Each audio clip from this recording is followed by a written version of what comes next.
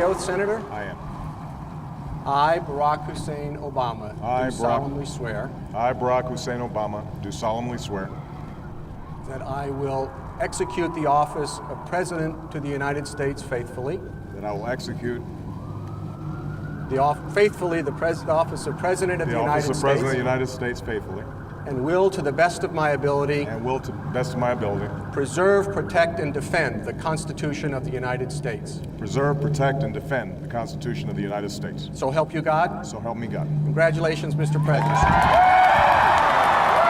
All the best wishes, Mr.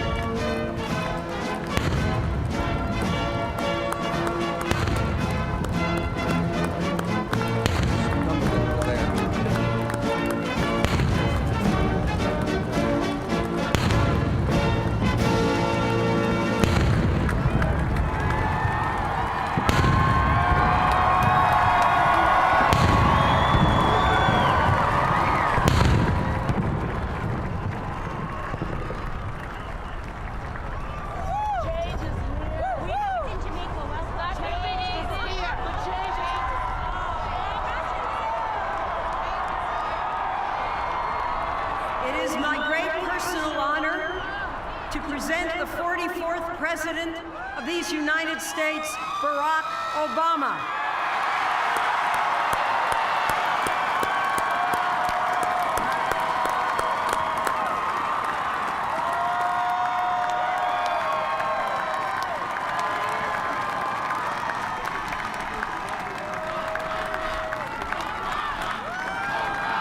Thank you. Thank you.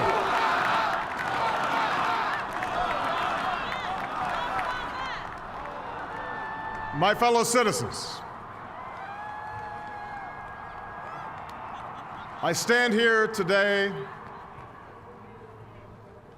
humbled by the task before us, grateful for the trust you've bestowed, mindful of the sacrifices borne by our ancestors. I thank President Bush for his service to our nation.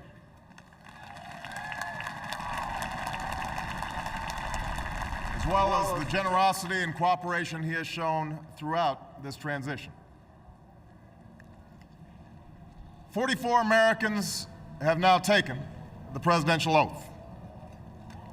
The words have been spoken during rising tides of prosperity and the still waters of peace. Yet, every so often, the oath is taken amidst gathering clouds and raging storms. At these moments, America has carried on not simply because of the skill or vision of those in high office, but because we, the people, have remained faithful to the ideals of our forebears and true to our founding documents. So it has been, so it must be with this generation of Americans. That we are in the midst of crisis is now well understood. Our nation is at war against a far-reaching network of violence and hatred. Our economy is badly weakened, a consequence of greed and irresponsibility on the part of some, but also our collective failure to make hard choices and prepare the nation for a new age. Homes have been lost, jobs shed, businesses shuttered. Our health care is too costly, our schools fail too many, and each day brings further evidence that the ways we use energy strengthen our adversaries and threaten our planet. These are the indicators of crisis, subject to data and statistics. Less measurable, but no less profound, is a sapping of confidence across our land. A nagging fear that America's decline is inevitable, that The next generation must lower its sights. Today, I say to you that the challenges we face are real. They are serious and they are many. They will not be met easily or in a short span of time. But know this, America, they will be met.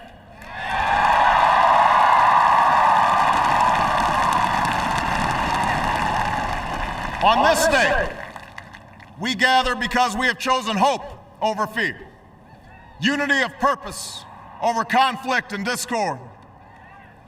On this day, we come to proclaim an end to the petty grievances and false promises, the recriminations and worn-out dogmas that for far too long have strangled our politics.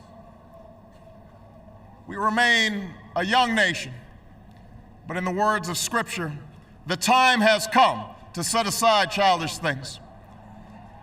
The time has come to reaffirm our enduring spirit, to choose our better history, to carry forward that precious gift, that noble idea passed on from generation to generation, the God-given promise that all are equal, all are free, and all deserve a chance to pursue their full measure of happiness.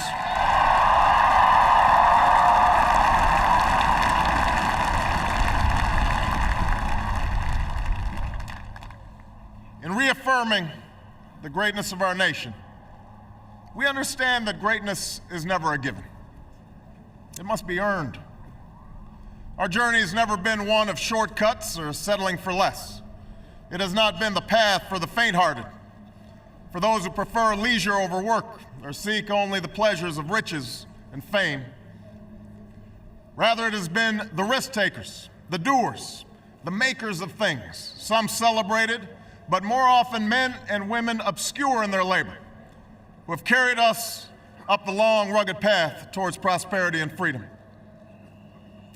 For us, they packed up their few worldly possessions and traveled across oceans in search of a new life. For us, they toiled in sweatshops and settled the West, endured the lash of the whip, and plowed the hard earth. For us, they fought and died in places like Concord and Gettysburg, Normandy and Quai San. Time and again, these men and women struggled and sacrificed and worked till their hands were raw so that we might live a better life. They saw America as bigger than the sum of our individual ambitions, greater than all the differences of birth or wealth or faction. This is the journey we continue today. We remain the most prosperous, powerful nation on earth. Our workers are no less productive than when this crisis began. Our minds are no less inventive, our goods and services no less needed than they were last week or last month or last year. Our capacity remains undiminished, but our time of standing pat, of protecting narrow interests and putting off unpleasant decisions, that time has surely passed. Starting today, we must pick ourselves up, dust ourselves off, and begin again the work of remaking America.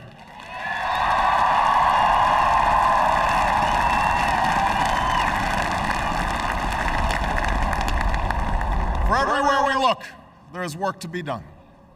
The state of our economy calls for action, bold and swift, and we will act, not only to create new jobs, but to lay a new foundation for growth. We will build the roads and bridges, the electric grids and digital lines that feed our commerce and bind us together. We will restore science to its rightful place and wield technology's wonders to raise healthcare's quality and lower its cost. We will harness the sun and the winds and the soil to fuel our cars and run our factories, and we will transform our schools and colleges and universities to meet the demands of a new age. All this we can do. All this we will do. Now, there are some who question the scale of our ambitions, who suggest that our system cannot tolerate too many big plans. Their memories are short, for they have forgotten what this country has already done, what free men and women can achieve when imagination is joined to common purpose and necessity to courage. What the cynics fail to understand is that the ground has shifted beneath them. that the stale political arguments that have consumed us for so long no longer apply. The question we ask today is not whether our government is too big or too small, but whether it works, whether it helps families find jobs at a decent wage, care they can afford, a retirement that is dignified. Where the answer is yes, we intend to move forward. Where the answer is no, programs will end. And those of us who manage the public's dollars will be held to account to spend wisely, reform bad habits, and do our business in the light of day, because only then can we restore the vital trust between a people and their government. Nor is the question before us whether the market is a force for good or ill. Its power to generate wealth and expand freedom is unmatched. But this crisis has reminded us that without a watchful eye, the market can spin out of control. The nation cannot prosper long when it favors only the prosperous. The success of our economy has always depended not just on the size of our gross domestic product, but on the reach of our prosperity, on the ability to extend opportunity to every willing heart. Not out of charity, but because it is the surest route to our common good.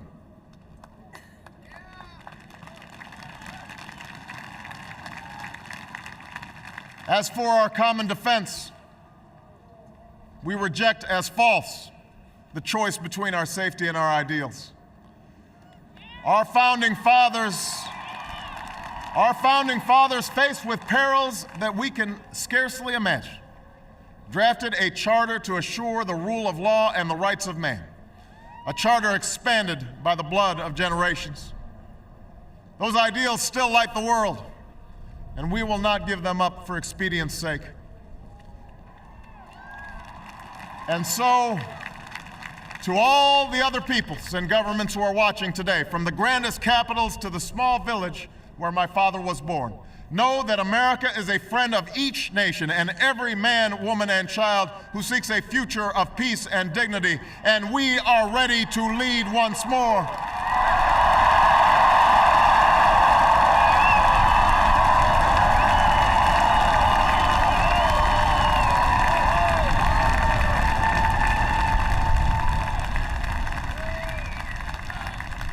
Recall that earlier generations faced down fascism and communism not just with missiles and tanks, but with the sturdy alliances and enduring convictions.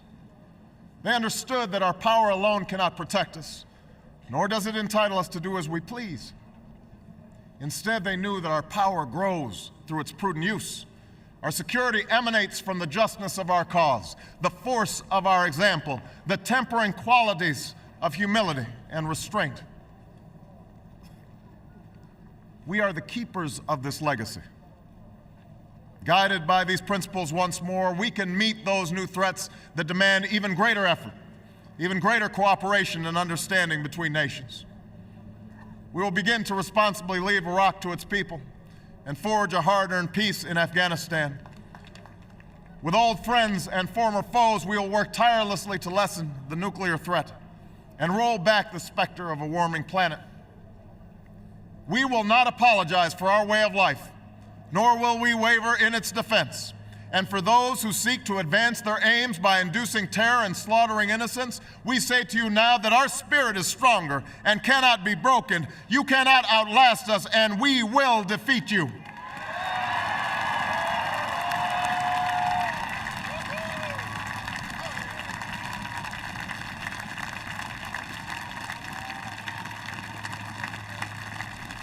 For we know that our patchwork heritage is a strength, not a weakness. We are a nation of Christians and Muslims, Jews and Hindus, and non-believers. We are shaped by every language and culture, drawn from every end of this earth. And because we have tasted the bitter swill of civil war and segregation and emerged from that dark chapter stronger and more united, we cannot help but believe that the old hatreds shall someday pass, that the lines of tribes shall soon dissolve, that as the world grows smaller, our common humanity shall reveal itself, and that America must play its role in ushering in a new era of peace. To the Muslim world, We seek a new way forward based on mutual interest and mutual respect. To those leaders around the globe who seek to sow conflict or blame their society's ills on the West, know that your people will judge you on what you can build, not what you destroy. To those who cling to power through corruption and deceit and the silencing of dissent, know that you are on the wrong side of history, but that we will extend a hand if you are willing to unclench your fist. To the people of poor nations, we pledge to work alongside you to make your farms flourish and let clean waters flow, to nourish starved bodies and feed hungry minds. And to those nations like ours that enjoy relative plenty, we say we can no longer afford indifference to the suffering outside our borders, nor can we consume the world's resources without regard to effect. For the world has changed, and we must change with it. As we consider the road that unfolds before us, we remember with humble gratitude those brave Americans who, at this very hour, patrol far-off deserts and distant mountains. They have something to tell us, just as the fallen heroes who lie in Arlington whisper through the ages. We honor them not only because they are the guardians of our liberty, but because they embody the spirit of service, a willingness to find meaning in something greater than themselves. And yet, at this moment, a moment that will define a generation, it is precisely this spirit that must inhabit us all. For as much as government can do and must do, it is ultimately the faith and determination of the American people upon which this nation relies. It is the kindness to take in a stranger when the levees break, the selflessness of workers who would rather cut their hours than see a friend lose their job, which sees us through our darkest hours. It is the firefighter's courage to storm a stairway filled with smoke, but also a parent's willingness to nurture a child that finally decides our fate. Our challenges may be new. The instruments with which we meet them may be new. But those values upon which our success depends, honesty and hard work, courage and fair play, tolerance and curiosity, loyalty and patriotism, these things are old. These things are true. They have been the quiet force of progress throughout our history. What is demanded then is a return to these truths. What is required of us now is a new era of responsibility, a recognition on the part of every American that we have duties to ourselves, our nation, and the world, duties that we do not grudgingly accept, but rather seize gladly, firm in the knowledge that there is nothing so satisfying to the spirit, so defining of our character, than giving our all to a difficult task. This is the price and the promise of citizenship. This is the source of our confidence, the knowledge that God calls on us to shape an uncertain destiny. This is the meaning of our liberty and our creed, why men and women and children of every race and every faith can join in celebration across this magnificent mall, and why a man whose father less than 60 years ago might not have been served at a local restaurant can now stand before you to take a most sacred oath.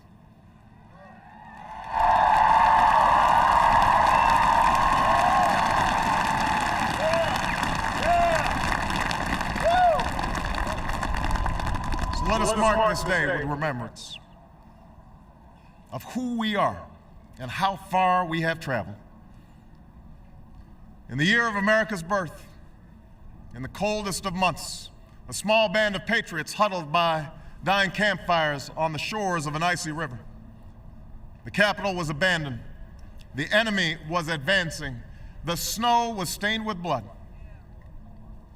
At a moment when the outcome of our revolution was most in doubt, the father of our nation ordered these words be read to the people. Let it be told to the future world that in the depth of winter, when nothing but hope and virtue could survive, that the city and the country, alarmed at one common danger, came forth to meet it. America, in the face of our common dangers, in this winter of our hardship, let us remember these timeless words. With hope and virtue, let us brave once more the icy currents and endure what storms may come. Let it be said by our children's children that when we were tested, we refused to let this journey end, that we did not turn back nor did we falter, and with eyes fixed on the horizon and God's grace upon us, we carried forth that great gift of freedom and delivered it safely to future generations. Thank you. God bless you. And God bless the United States of America.